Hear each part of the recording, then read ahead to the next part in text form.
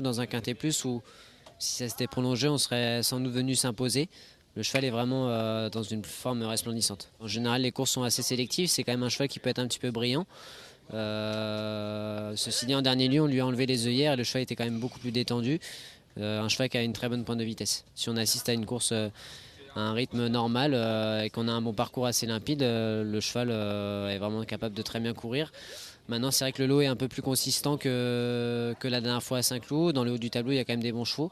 Maintenant, on essaiera de faire parler le poids. Il est quand même bien placé. Il a quand même remporté 3 courses de suite, donc sa marge de manœuvre est un petit peu plus réduite. Mais il n'a cessé de nous étonner et il reste sur une très bonne performance à Saint-Cloud. Donc, on est obligé de l'envisager pour le Quintet Plus. Incontournable, non? Oui, Anthony Crastus est confiant, nous aussi. Alors, il va lui falloir un bon parcours, comme tous les attentistes. Ouais. Maintenant, sa pointe de vitesse peut lui permettre de le rentrer gaz, dans le vous arrivez quintet. à sortir. Oui, voilà, c'est ça. Maintenant, le numéro de corde est correct, le 9, donc au sein du peloton, ça devrait bien se passer. Difficile d'aller contre ce numéro 16. On va le garder comme l'une de nos bases dans ce Quintet Plus. Étoile dorée pour ce cheval entraîné par Jacques Rossi. Le 17, c'est Cut Into the Rock. Il vient de s'imposer à ce niveau.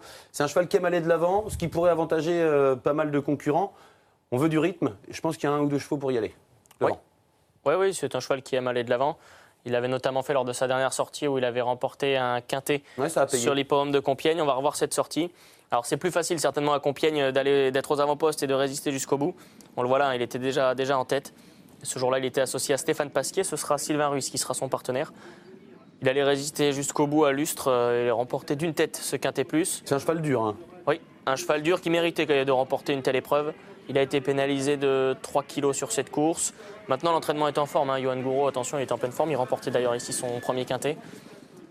Donc certes, il a été pénalisé. Pour la victoire, ça semble compliqué. Pour une petite place, pourquoi pas un cheval qui vient de remporter un quintet. C'est toujours difficile à écarter. Donc pour une petite place, mais rien de plus. Maintenant, il va aller devant. Il va aller de l'avant, donc ça peut l'aider.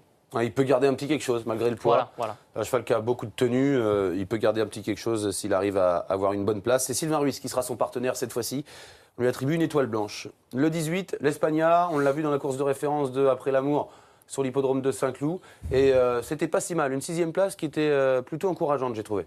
Oui, encourageante. Alors, elle avait remporté son quintet sur l'hippodrome de Compiègne en terrain lourd. Ce jour-là, elle méritait son quintet parce qu'elle tournait vraiment autour du pot. Il n'y avait que les 4 ans dans ce quintet plus. Elle devra affronter les vieux cette fois-ci. Alors, son entraîneur tente sa chance, j'ai envie de dire. 51 kilos, il a raison d'essayer.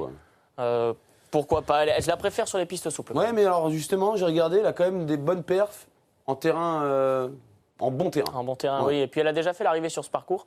Elle avait pris des places notamment. Donc, pourquoi pas Elle n'est pas hors du coup. Elle n'est pas hors du coup.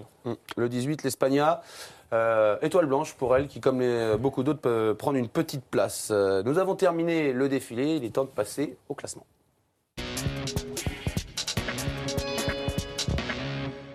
Allez, regardons rapidement ensemble le classement.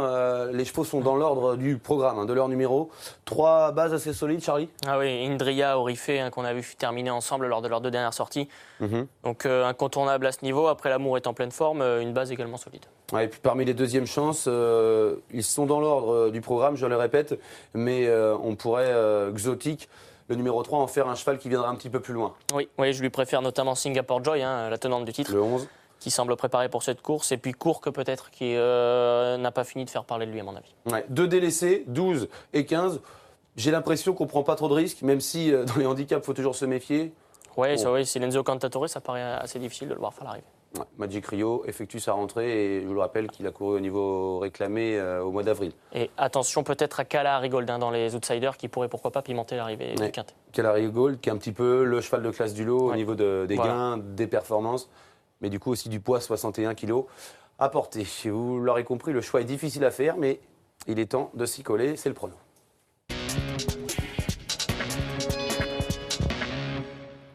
Alors, 3 étoiles dorées, bien on les a gardées dans l'ordre du programme pour le coup.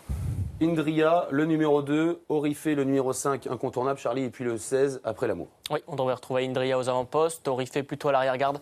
On a vu la dernière fois qu'Orifé avait eu le temps de revenir chercher Indria avant le poteau. Pour la 2e place, là, je crois que ça pourrait se jouer pour la victoire entre ces deux-là. Ouais, Orifé qui mériterait bien franchir le poteau en tête sur ses performances, je dirais même sur sa carrière. 25 fois dans les 5 en 29 courses, je le rappelle. C'est tout simplement un super cheval. Parmi les étoiles bleues, nous avons mis assez au Singapore Joy, le numéro 11, qui se présente quasiment dans les mêmes conditions que l'année dernière quand elle a gagné cette course. Oui, alors il n'y aura certainement pas 41 contre 1.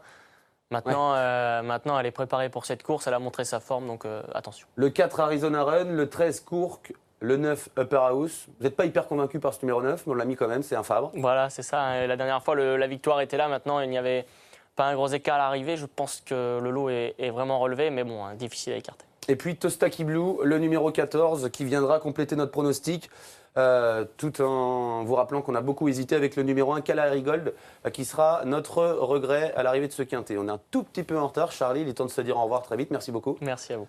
Merci à tous de nous avoir suivis. Merci à Nicolas et Babette en régie. Et puis à très bientôt pour un nouveau prono. Bye bye.